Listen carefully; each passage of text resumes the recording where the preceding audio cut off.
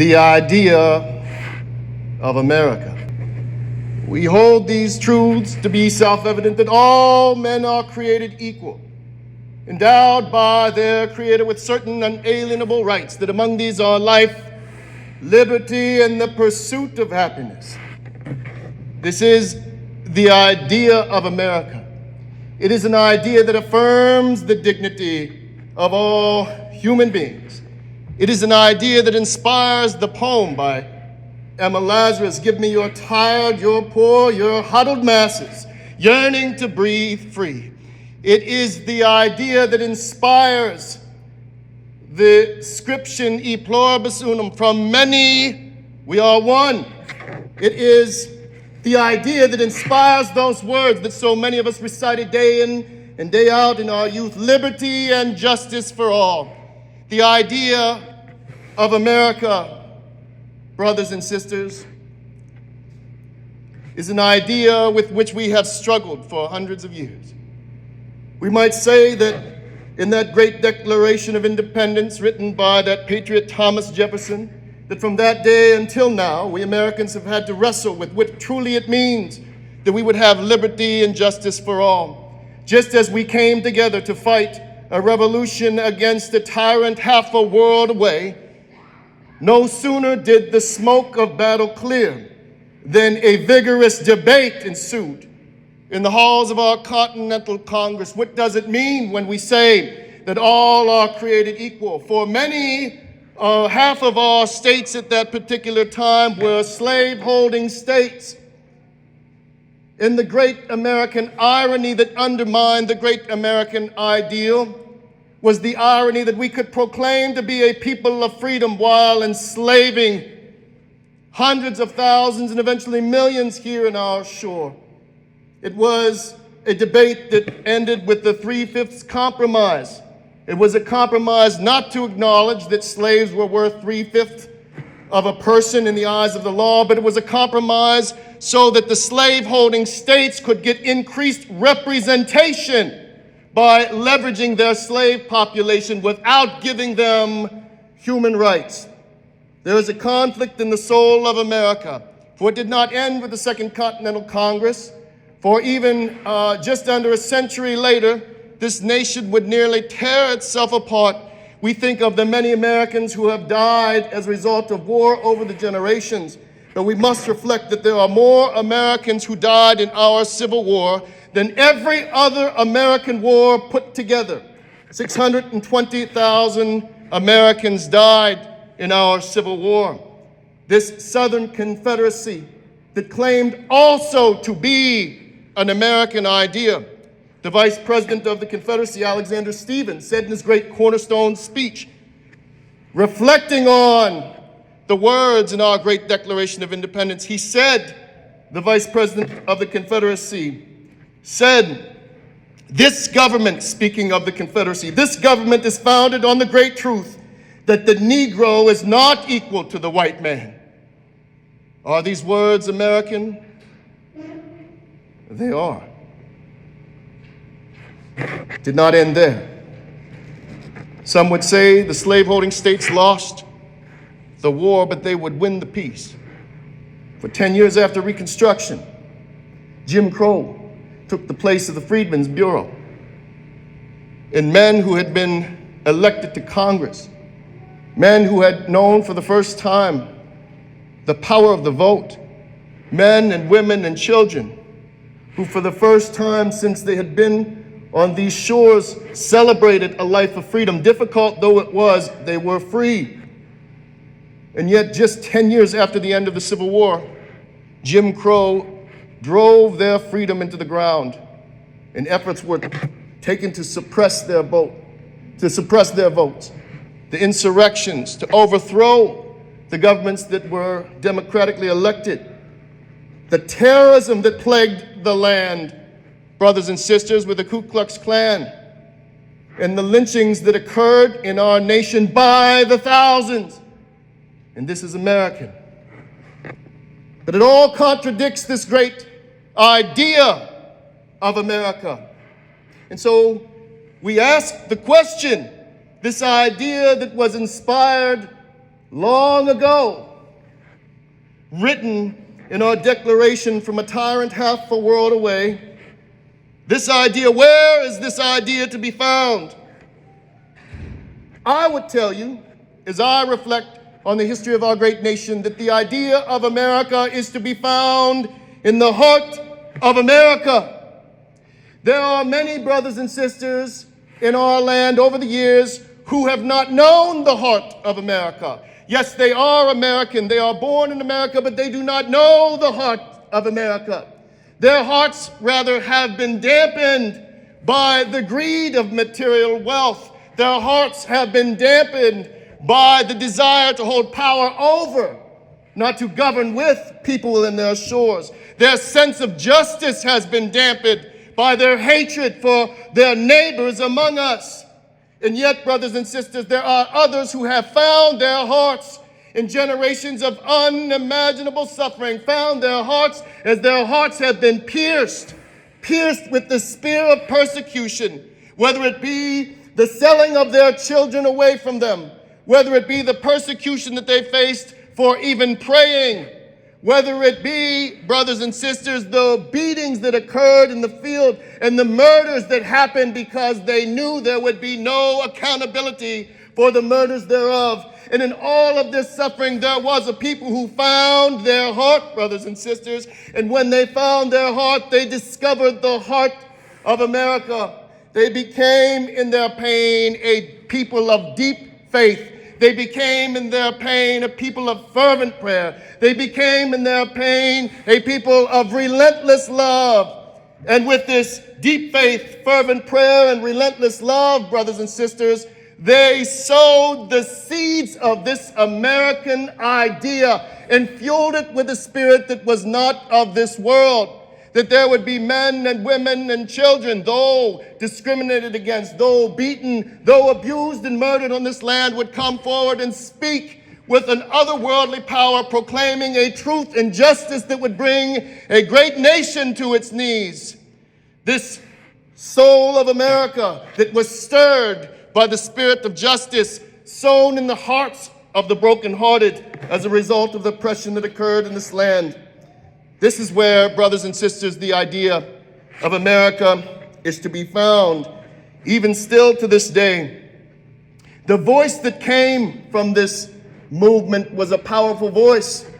It was a voice that convicted the righteous and condemned the wicked.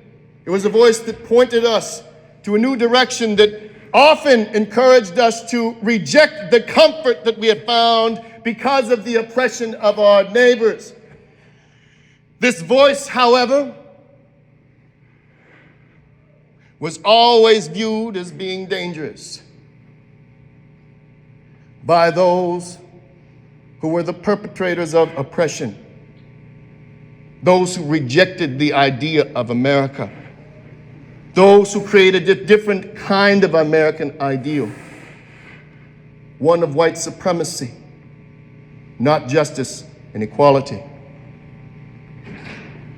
And those forces would always seek to silence that great and powerful voice that would grip the soul of our nation. We could talk about the bounty that was put on Harriet Tubman. She spoke not with words, but with action. We could talk about the various threats that men and women for generations faced when they spoke out in the cause of justice.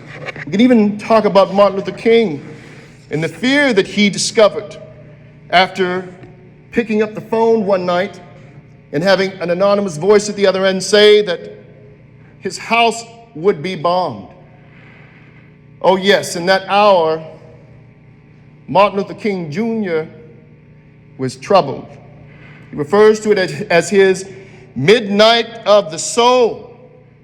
He was gripped with fear. And even in this one account, there was an old woman who heard him preaching in the church one Sunday and recognized that he had somehow lost his conviction. It was a conviction that was lost because of the fear that now plagued him. Fear not only for his own life, but fear for the life of his family. For bombing his house meant that he was putting his wife and children also at risk. And so his voice wavered. when he stood in the pulpit of that great church long ago. And a woman said, "Why have you lost your conviction?" "I haven't lost it." He attempted to lie to her. She said, "I know you. I know that you have." He hesitated. She said, "Always remember, we are with you. And even if we aren't, God is with you." He would be praying in his kitchen, he would say, driven from his bed by a deep fear in the night, praying in his kitchen. And he would say that there, praying in his kitchen, he heard the voice of the Lord say to him, "Martin Luther, do not fear. I am with you and will be with you always." And with that divine voice, the fear that had plagued and imprisoned him was gone. And he reassumes his station as a proclaimer of truth and justice, as an American prophet, so to speak, who would eventually give his life as white supremacists were determined to silence his voice. But we remember, brothers and sisters, that Martin Luther King Jr., one man, was the personification of a voice that had preceded him for generations. Martin Luther King Jr. spoke not of a human authority, but he spoke rather of a divine authority that was certainly greater than the powers of this world. We understand that though there was this attempt to silence the voice of Martin Luther King, as there had been an attempt to silence the voice of persons of color since the inception of this country, they could not silence the spirit of Martin Luther King. For this spirit was greater than any act of violence, any form of oppression, any dejection, any form of hatred, brothers and sisters. This spirit was the spirit that sustained us through our Middle Passage from Africa. It was the spirit that sustained us in the cotton fields of the South and eventually in the racist factories of the North. It was the spirit that sustained us whenever we stood proclaiming nonviolence, being threatened and beaten with violence daily. It was the spirit that compelled our ancestors to say, "Love your enemies, pray for those, bless those who curse you." It was this spirit, brothers and sisters, that could not be silenced. In every generation, we Americans are faced with this great struggle. That spirit of old is still with us. I can tell you from personal experience, there are people who are, even in our own region, who have known racism, they have known poverty, they have known oppression, but that racism, poverty, and oppression has not crushed their spirit. That in their pain, they have found their heart, and in finding their heart, they have cried out to God and received a spirit not of this world that challenges, brothers and sisters, the hatred and oppression of this world. It is in this that they have found a great power, a power that is a guiding force in the soul of America, that must be our moral center. It is a spirit in which, brothers and sisters, we can see the idea of America enlivened. And just as this spirit exists, so too among us is the spirit of hatred. So too among us is the spirit of violence. So too among us is the spirit of degradation and oppression. This spirit that would drive us apart from one another, that would destroy our democracy, that would end the great American experiment. This idea that would set one people having a great power over another people. And the future of our land remains uncertain, just as it had been uncertain in every generation. But this spirit of truth, brothers and sisters, was the same spirit that was to be found in that Second Continental Congress with the rise of the abolitionist movement beginning right here in the state of Pennsylvania. That spirit of truth, brothers and sisters, was the same spirit that I believe inspired our great President Abraham Lincoln to stand on that field of battle in Gettysburg and say this was a new birth of freedom. That spirit, brothers and sisters, that spirit of truth is the same spirit by which we transformed the Lorraine Motel, where Martin Luther King was assassinated, into our Civil Rights Museum in Memphis, Tennessee, where we would come not to mourn the loss of Martin Luther King, but to celebrate who we as a people have shown ourselves to be generation after generation, when we have tested our own freedom because of our own hatred and racism. We mustn't silence these great voices, for these great voices have been for us the moral compass of America. In these great voices are to be found the idea of America. From these great voices, we ought to be inspired to be the personification, the truth of America in the way in which we live our lives and inspire our democracy. And we must join, brothers and sisters, with this voice, understanding that this now is our history to write. That now is the time when we must say, are we on the cause of justice, or are we on the cause of oppression? Is ours the America of that great ideal, justice and equality, or is ours the America of prejudice and racism? This, brothers and sisters, is our mighty work to do. And so we gather here today not only to celebrate the voices that have been tried to be silenced over the generations, but we come together this day to ourselves become the voice that has inspired justice and freedom in every generation. We must heed the wisdom of those great voices that inspire us to understand there is no justice without reconciliation. We must realize that it is our responsibility to, as in every generation, enliven the idea of America with a spirit which has been handed down to us by righteous men, women, and children, by whose prayers, brothers and sisters, by whose prayers and relentless love